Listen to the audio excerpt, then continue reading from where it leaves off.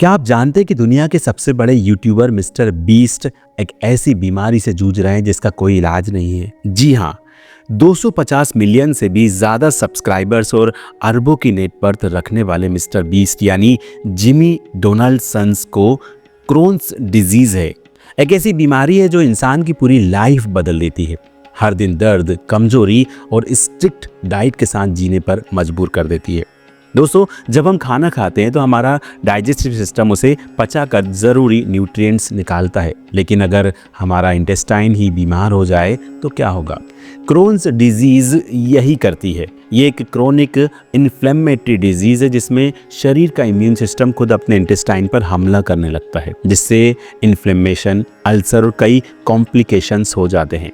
Mister beast जो दुनिया के सबसे बड़े यूट्यूबर हैं, इस बीमारी से पिछले 10 साल से जूझ रहे हैं। उन्होंने खुद कई बार बताया कि कैसे उन्हें बार बार हॉस्पिटल जाना पड़ा और अपनी लाइफ स्टाइल को पूरी तरह बदलना पड़ा। क्रोन्स डिजीज़ के कुछ कॉमन सिम्टम्स होते हैं, जैसे पेट में लगातार दर्द और ऐंठन, डायरिया जो हफ्तों तक ठीक ना हो, शरीर में आयरन की कमी यानी एनीमिया, भूख ना लगना और तेज़ी से वज़न कम होना, जोड़ों में दर्द और स्किन प्रॉब्लम्स। अगर आपको या आपके किसी अपने को ऐसे लक्षण दिखे तो इसे हल्के में मत लीजिए, डॉक्टर से सलाह लेना ज़रूरी है। अब सवाल उठता है कि ये बीमारी आखिर होती क्यों है? क्रोन्स डिजीज़ का कोई एक कारण नहीं है, लेकिन साइंटिस्ट मानते हैं कि इसके पीछे 3 बड़ी वजहें हो सकती हैं। पहली बात जेनेटिक्स, इम्यून सिस्टम और एनवायरनमेंट। अगर आपके परिवार में किसी को पहले से ऑटो इम्यून डिजीज़ रही है तो आपके भी बीमार होने के चांस बढ़ जाते हैं। हमारे शरीर का इम्यून सिस्टम कभी कभी गलत तरीके से काम करने लगता है और हेल्दी टिश्यूज़ को ही अटैक करने लगता है, जिससे इंटेस्टाइन में सूजन आ जाती है। खाने पीने की गलत आदतें, स्मोकिंग, ज़्यादा प्रोसेस्ड फूड खाना और स्ट्रेस भी इस बीमारी को ट्रिगर कर सकते हैं। यानी हमारी लाइफ स्टाइल और खान पान का सीधा असर हमारे हेल्थ पर पड़ता है। अब सोचिए, अगर किसी को ये बीमारी हो भी जाए तो वो कैसे पता लगाएगा? क्या कोई सिंपल टेस्ट है जिससे इसे तुरंत डिटेक्ट किया जा सके? जवाब है नहीं। क्रोन्स डिजीज़ की डायग्नोसिस करना बहुत मुश्किल होता है। डॉक्टर इसके लिए कई तरह के blood test, stool test, endoscopy, MRI और कोलोनोस्कोपी करवाते हैं। एक इंटरेस्टिंग बात यह है कि जब मिस्टर बीस्ट को पहली बार ये बीमारी हुई तो उन्हें ब्लड टेस्ट में आयरन डेफिशिएंसी मिली। उसके बाद एमआरआई स्कैन से पता चला कि उनके इंटेस्टाइन में सूजन है और वहाँ कोबल स्टोन अपीयरेंस यानी छोटे छोटे जख्म बन गए हैं। अगर किसी इंसान को लगातार पेट दर्द, ब्लड मिक्स्ड स्टूल और बार बार डायरिया हो रहा है तो उसे तुरंत डॉक्टर से मिलकर सही टेस्ट करवाने चाहिए। अब एक बहुत बड़ा सवाल, अगर किसी को क्रोन्स डिजीज़ हो जाए तो क्या वो ठीक हो सकता है? इसका जवाब थोड़ा निराशाजनक है, नहीं, क्योंकि अभी तक इसका कोई पक्का इलाज नहीं मिला है। लेकिन घबराने की ज़रूरत नहीं है। सही ट्रीटमेंट और लाइफस्टाइल चेंजेस से इसे मैनेज किया जा सकता है। सबसे पहले doctor anti inflammatory drugs, antibiotics और इम्यूनोसप्रेसेंट देते हैं ताकि सूजन कम हो। कुछ केसेस में सर्जरी करनी पड़ती है जहां इंटेस्टाइन का खराब हिस्सा निकाल दिया जाता है। लेकिन सबसे ज़रूरी चीज़ है डाइट कंट्रोल और स्ट्रेस मैनेजमेंट। मिस्टर बीस्ट ने बताया कि वे हर हफ्ते सेम खाना खाते हैं ताकि उनका पेट ठीक रहे और फ्लेयर अप ना हो। उन्होंने प्रोसेस्ड फूड, फ्राइड फूड और डेयरी प्रोडक्ट से दूरी बना ली है। साथ ही वे रोज़ योगा और मेडिटेशन भी करते हैं। दोस्तों, क्रोन्स डिजीज़ एक बहुत गंभीर बीमारी है, लेकिन सही देखभाल से इसे कंट्रोल किया जा सकता है। मिस्टर बीस्ट और कई और लोग इसकी मिसाल हैं। क्रोन्स डिजीज़ के कुछ कॉमन लेकिन खतरनाक कॉम्प्लिकेशन भी होते हैं, जैसे कि इंटेस्टाइन का ब्लॉकेज। जब इंटेस्टाइन में सूजन बढ़ जाती है तो खाने का रास्ता ब्लॉक हो जाता है, जिससे मरीज को इमरजेंसी सर्जरी की ज़रूरत पड़ सकती है। दूसरी बात है फिस्टुला।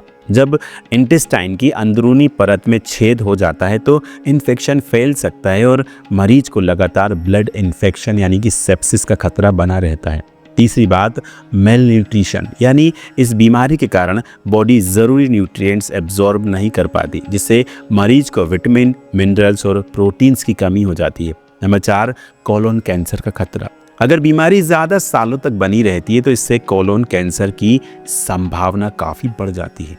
अब सोचिए, अगर कोई इंसान रोज़ इस बीमारी से जूझ रहा हो तो उसकी मानसिक स्थिति कैसी होगी? ना ढंग से खाना खा सकता है ना बाहर जा सकता है और हर वक्त कमजोरी बनी रहती है। यही वजह है कि क्रोन्स डिसीज़ के मरीजों में डिप्रेशन और एंग्जाइटी की समस्या भी आम होती है। सवाल यह है कि अगर क्रोन्स डिसीज़ ठीक नहीं होती तो क्या मरीज की लाइफ पूरी तरह रेस्ट्रिक्टेड हो जाती है? इसका जवाब है नहीं।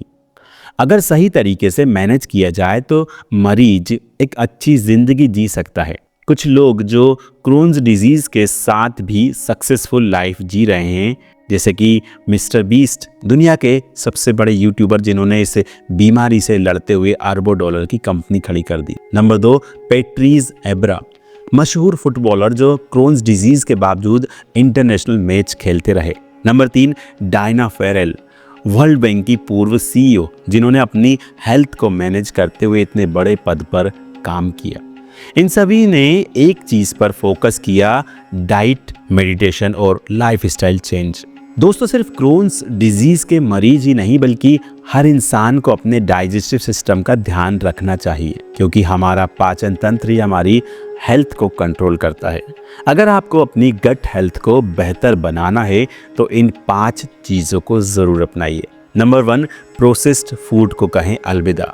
पैकेज्ड और जंक फूड में ऐसे केमिकल्स होते हैं जो हमारे गट बैक्टीरिया को डैमेज कर सकते हैं। नंबर 2, फाइबर रिच फूड खाएं।